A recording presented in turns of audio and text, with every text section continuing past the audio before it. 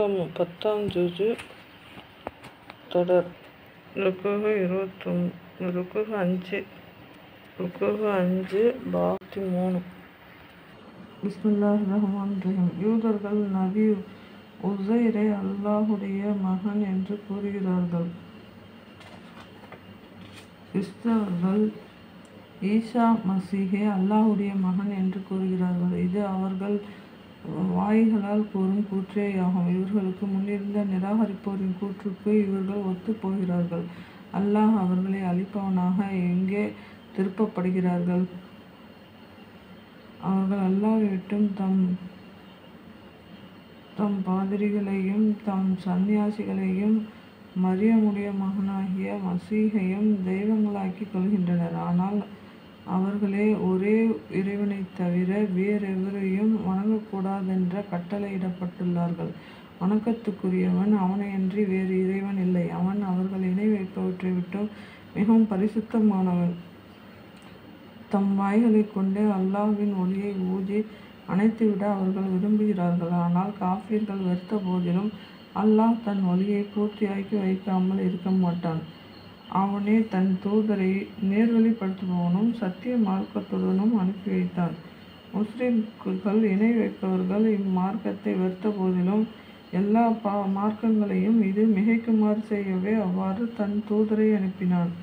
ஈமான் கொண்டவர்களே, நிச்சயமாக அவர்களுடைய பாதிரிகளிலும் சந்நியாசிகளிலும் அநேகர் மக்களின் சொத்துக்களை தவறான முறையில் சாப்பிடுகிறார்கள். மேலும் அல்லாஹ்வின் பாதையை விட்டும் மக்களை தடுக்கிறார்கள். இன்னும் எவர்கள் பொன்னையும் வெள்ளியையும் சேமித்து வைத்து கொண்டு அவற்றை அல்லாஹ்வின் பாதையில் செலவிடாதிருக்கின்றார்களோ, நபியே, அவர்களுக்கு நோவினை செய்யும் வேதனை உண்டு என்று நன்மாராயம் கூறுவீராக.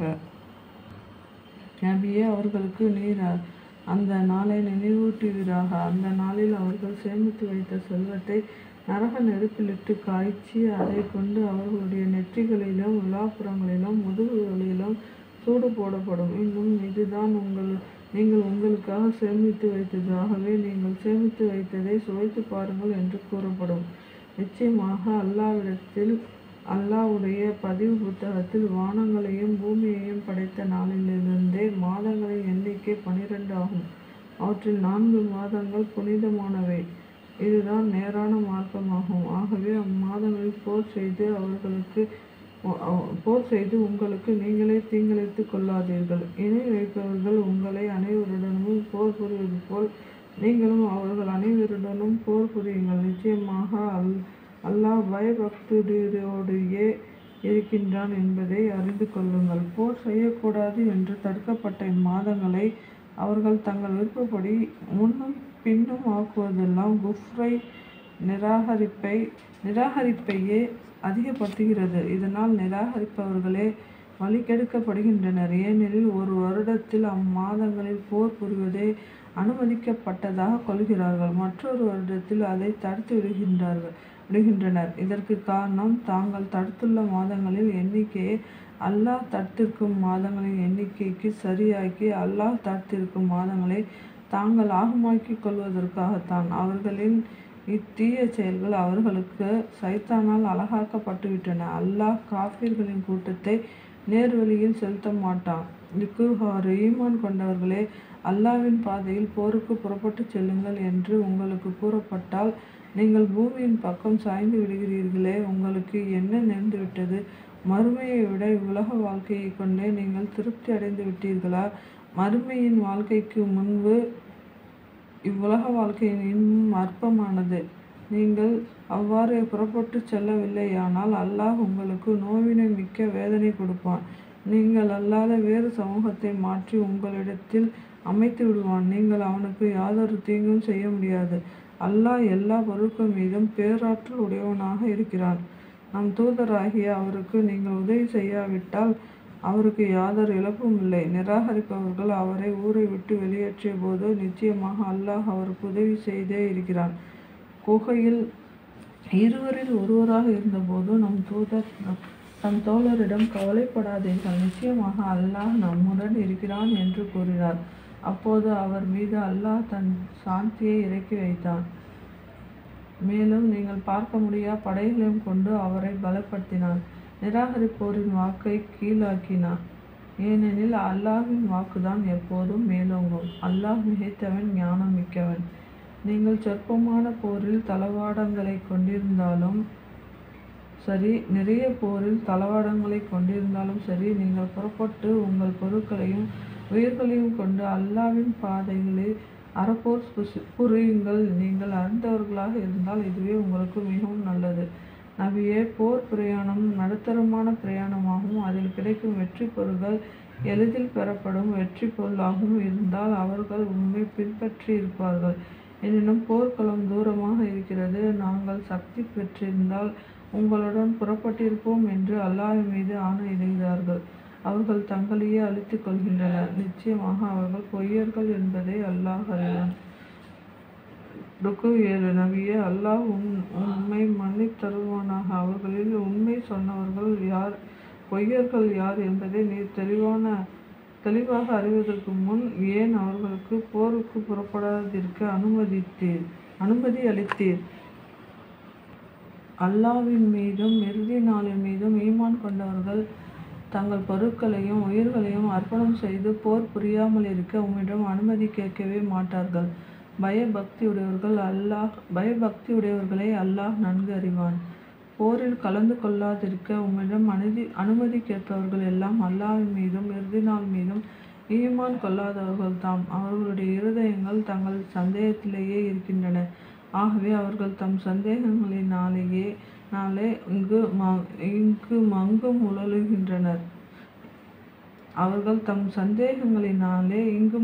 உழலுகின்றனர். அவர்கள் போருக்கு புறப்பட நாடியிருந்தால் அதற்கு வேண்டிய தயாரிப்புகளை செய்திருப்பார்கள். எனினும் அவர்கள் புறப்படுவதை அல்லாஹ் வெறுத்து அவர்கள் புறப்படாதவாறு தடை செய்து விட்டான். போரில் கலந்து கொள்ள முடியா பெண்கள் முதியவர்களைப் போல் தங்குபவர்களுடன் நீங்களும் தங்கிவிடுங்கள் என்று அவர்களுக்கு கூறப்பட்டது. உங்களோடு அவர்கள் புறப்பட்டிருந்தால் குழப்பத்தை தவிர வேறெதையும் உங்களுக்கு அவர்கள் அதிகப்படுத்தியிருக்க மாட்டார்கள். மேலும் உங்களுக்கிடையே கோல் மூட்டியிருப்பார்கள், குழப்பத்தையும் உங்களுக்கு விரும்பியிருப்பார்கள். அவர்கள் கூற்றை செவியேற்பவர்களும் உங்களில் இருக்கிறார்கள். அல்லாஹ் அநியாயக்காரர்களை அறிந்தவனாகவே இருக்கிறான். நிச்சயமாக இதற்கு முன்னரும் அவர்கள் குழப்பத்தை விரும்பியிருக்கிறார்கள், உமது காரியங்களை புரட்டியும் இருக்கிறார்கள்.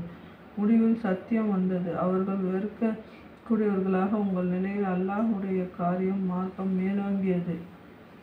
வீட்டிலேயே தங்கியிருக்க எனக்கு அனுமதி தாருங்கள், என்னை சோதனைக்குள்ளாக்காதீர்கள் என்று சொல்வோரும் அவர்களிடையே இருக்கிறார்கள்.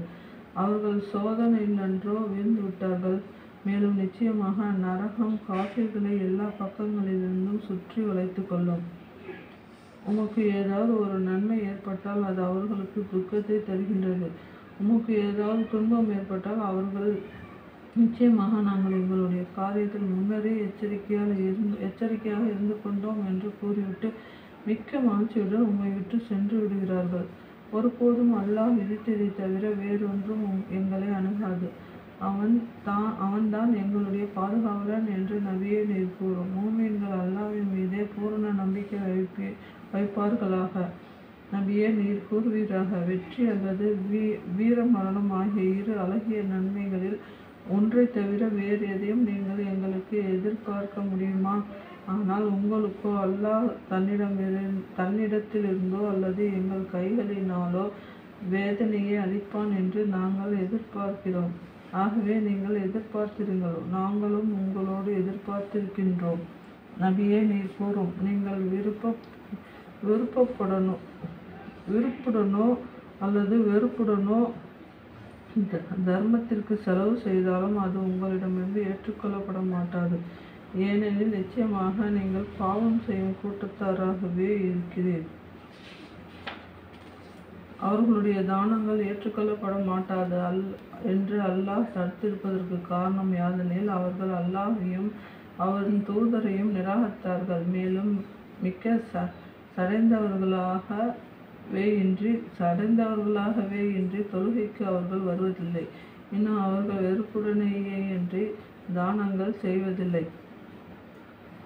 அவர்களுடைய செல்வங்களும் அவர்களுடைய மக்கள் பெருக்கமும் உம்மை ஆச்சரியப்படுத்த வேண்டாம். அல்லாஹ் அவற்றை கொண்டு இவ்வுலக வாழ்க்கையிலேயே அவர்களை வேதனை செய்யவும் அவர்கள் காஃபிர்களாக இருக்கிற நிலையில் அவர்களுடைய உயிர்கள் பிரிவதையும் நாடுகிறான். நிச்சயமாக தாங்களும் உங்களை சார்ந்தவர்களே என்று அல்லாஹ் மீது சத்தியம் செய்து சொல்கின்றனர். அவர்கள் உங்களை சார்ந்தவர்கள் அல்ல என்றாலும் அவர்கள் பயந்த கூட்டத்தினர்தான். ஓர் ஒதுங்கும் இடத்தையோ அல்லது குகைகளையோ அல்லது ஒரு சுரங்கத்தையோ அவர்கள் காண்பார்களாயின் உம்மை விட்டு அதன் பக்கம் விரைந்து ஓடி விடுவார்கள். நபியே, தானங்கள் விஷயத்தில் பாரபட்சம் உடையவர் என்று உம்மை குறை கூறுபவரும் அவர்களில் இருக்கிறார்கள். ஆனால் அவற்றிலிருந்து அவர்களும் ஒரு பங்கு கொடுக்கப்பட்டால் திருப்தி அடைகிறார்கள். அப்படி அவற்றிலிருந்து கொடுக்கப்படவில்லையானால் அவர்கள் ஆத்திரம் கொள்கிறார்கள். அல்லாஹ்வும் அவனுடைய தூதரும் அவர்களுக்கு கொடுத்ததை கொண்டு திருப்தி அடைந்து, அல்லாஹ் நமக்கு போதுமானவன், அல்லாஹ்வுக்கும் அவனுடைய தூதரும் அவன் அருட்கொடையிலிருந்து நமக்கு மேலும் அளிப்பார்கள், நிச்சயமாக நாம் அல்லாஹ்வை விரும்பக்கூடியவர்கள் என்று கூறியிருப்பார்களானால் அது அவர்களுக்கு நன்மையாக இருக்கும். 8 என்னும் தானங்கள் தரித்திரர்களுக்கும் ஏழைகளுக்கும் தானத்தை வசூல் செய்யும் ஊழியர்களுக்கும் இஸ்லாத்தின் பால் அவர்கள் உள்ளங்கள் ஈர்க்கப்படுவதற்காகவும் அடிமைகளை விடுதலை செய்வதற்கும் கடன்பட்டிருப்பவர்களுக்கும் அல்லாவின் பாதையில் போர் புரிவோருக்கும் வழிபோக்கர்களுமே உரியவை. இது அல்லாஹ் விதித்த கடமையாகும். அல்லாஹ் யாவும் அறிபவன், மிக்க ஞானமுடையோன்.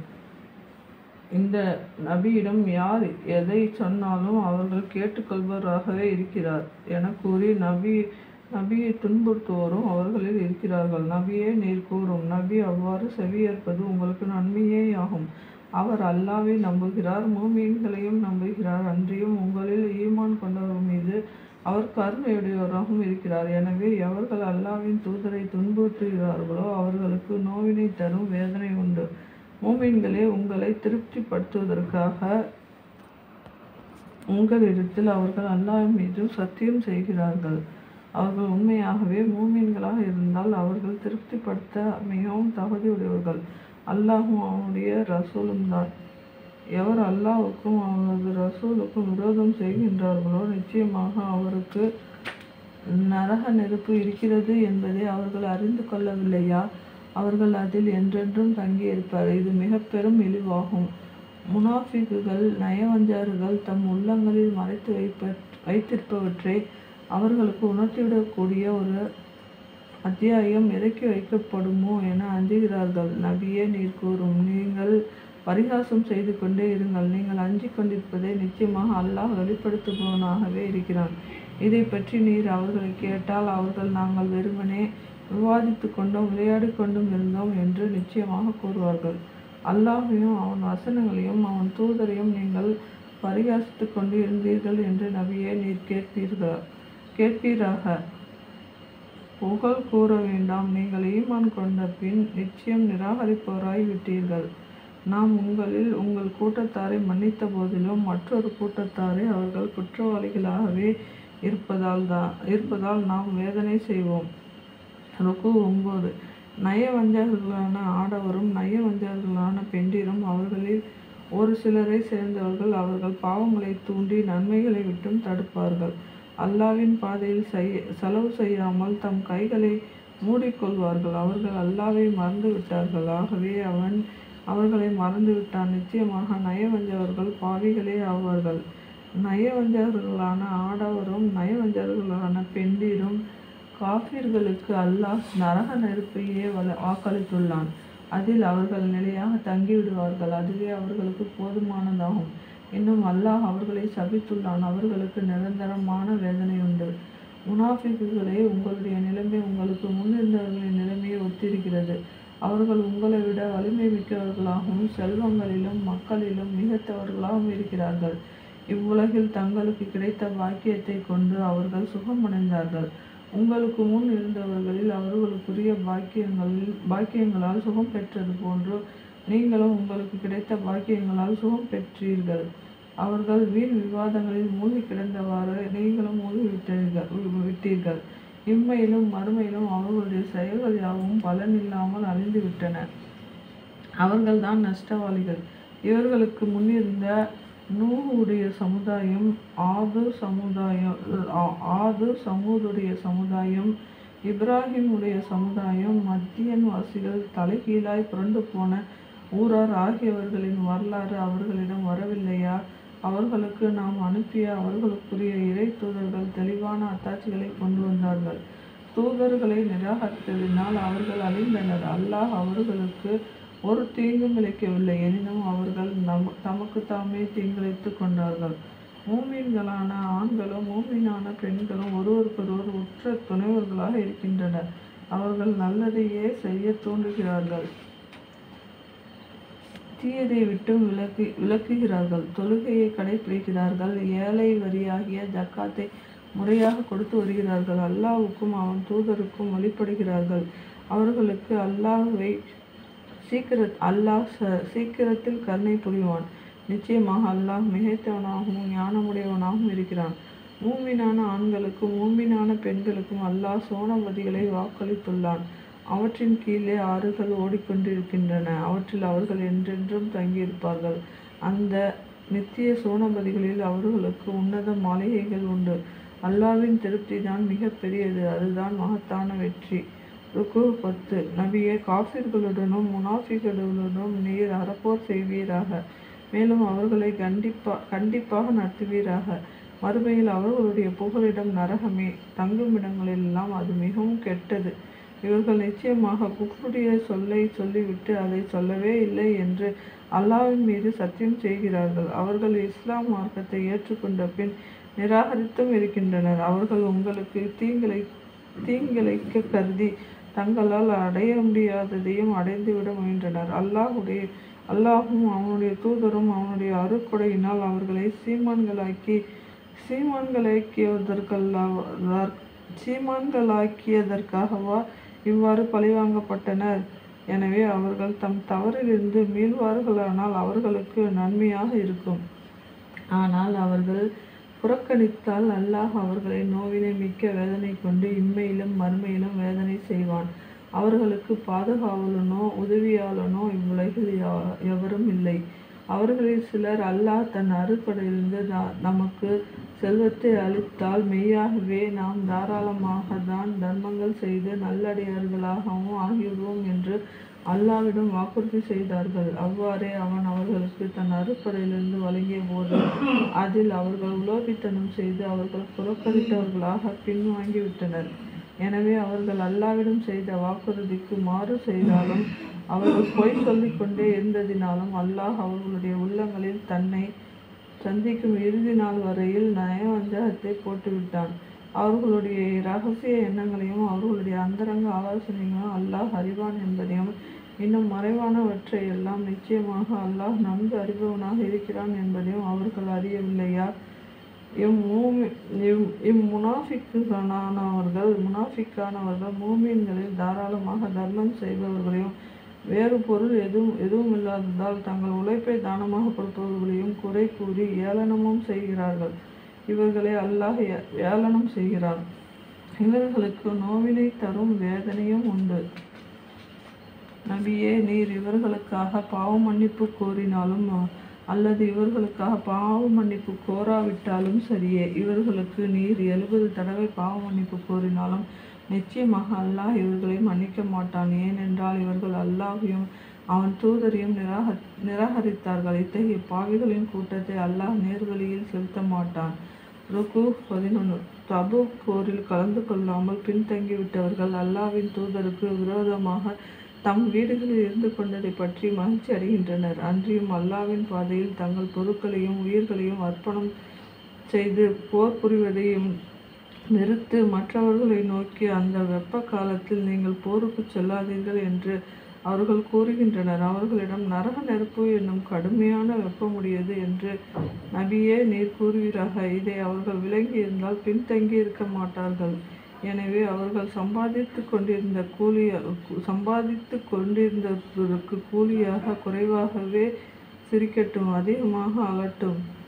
நபியே, உம்மை அல்லாஹ் அவர்களில் ஒரு கூட்டத்தாரிடம் திரும்பி வருமாறு செய்து வெற்றியையும் பொருட்களையும் பார்த்துவிட்டு மறு யுத்தத்திற்கு புறப்பட்டு வர உம்மிடம் அனுமதி கோரினால் நீர் அவர்களிடம், நீங்கள் ஒரு காலம் என்னுடன் புறப்படாதீர்கள், இன்னும் என்னுடன் சேர்ந்து எந்த விரோதியுடனும் நீங்கள் போர் செய்யாதீர்கள், ஏனெனில் நீங்கள் முதன் முறையில் போருக்கு புறப்படாமல் தம் வீடுகளில் உட்கார்ந்திருப்பதை தான் பொருத்தமென கொண்டீர்கள். எனவே இப்பொழுதும் தம் இல்லங்களில் தங்கியவர்களுடனேயே இருந்து விடுங்கள் என்று கூறுவீராக. அவர்களில் யாராவது ஒருவர் இறந்து விட்டால் அவருக்காக நீர் ஒரு காலம் ஜனாசா தொழுகை தொழ வேண்டாம், இன்னும் அவர் கப்ரில் பிரார்த்தனைக்காக நிற்க வேண்டாம், ஏனெனில் நிச்சயமாக அவர்கள் அல்லாஹையும் அவன் தூதரையும் நிராகரித்த பாவிகளாகவே இருந்தார்கள். இன்னும் அவர்களுடைய செல்வங்களும் பிள்ளைகளும் உம்மை ஆச்சரியப்படுத்த வேண்டாம். நிச்சயமாக இவற்றை கொண்டு அவர்கள் இவ்வுலகத்திலேயே வேதனை செய்யவும் அவர்கள் காஃபிர்களாக இருக்கும் நிலையிலேயே அவர்கள் உயிர் போவதையும் அல்லாஹ் விரும்புகிறான். மேலும் அல்லாவின் மீது ஈமான் கொண்டு அவனுடைய தூதருடன் சேர்ந்து போர் புரியுங்கள் என்று ஏதாவது ஒரு அத்தியாயம் இறக்கப்பட்டால் அவர்களில் வசதி படைத்த செல்வந்தர்கள், எங்களை விட்டுவிடுங்கள், நாங்கள் போருக்கு வராமல் தங்கியிருப்போருடன் இருந்து கொள்கிறோம் என்று உம்மிடம் அனுமதி கோருகின்றனர். போரில் கலந்து கொள்ள முடியா பெண்களை முதியவர்களைப் போல் பின்தங்கியவர்களுடன் இருக்கவே அவர்கள் விரும்புகிறார்கள். அவர்களுடைய இருதயங்களின் மீது முத்திரை இடப்பட்டு விட்டது. ஆகவே இதன் இழிவை அவர்கள் விளங்கிக் கொள்ள மாட்டார்கள். எனினும் அல்லாஹ்வின் தூதரும் அவருடன் இருக்கும் மூமின்களும் தங்கள் செல்வங்களையும் தங்கள் உயிர்களையும் அர்ப்பணம் செய்து போர் புரிகிறார்கள். அவர்களுக்கே எல்லா நன்மைகளும் உண்டு. இன்னும் அவர்கள்தான் வெற்றியாளர்கள்.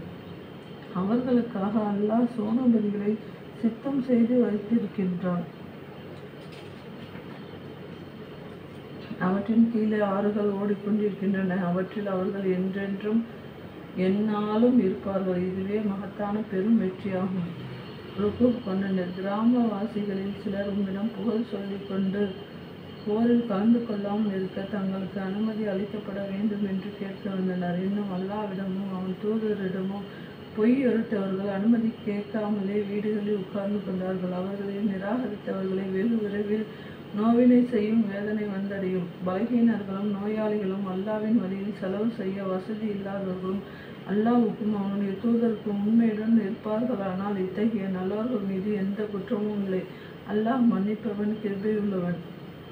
போருக்கு செல்ல தங்களுக்கு வாகனம் தேவைப்பட்டு உம்மிடம் வந்தவர்களிடம், உங்களை நான் ஏற்றிவிடக்கூடிய வாகனங்கள் என்னிடம் இல்லையே என்று நீர் கூறிய போது, போருக்காக தாங்களே செலவு செய்து கொள்ள வசதி இல்லையே என்று எண்ணி துக்கத்தால் தங்களின் கண்களில் கண்ணீர் வடித்தவர்களாக திரும்பி சென்று விட்டார்களே, அவர்கள் மீது போருக்கு செல்லாதது பற்றி எந்தவித குற்றமும் இல்லை.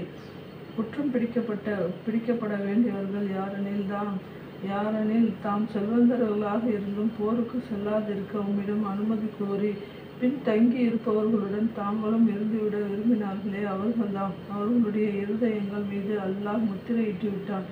ஆகவே அவர்கள் இதன் இழிவை அறிய மாட்டார்கள்.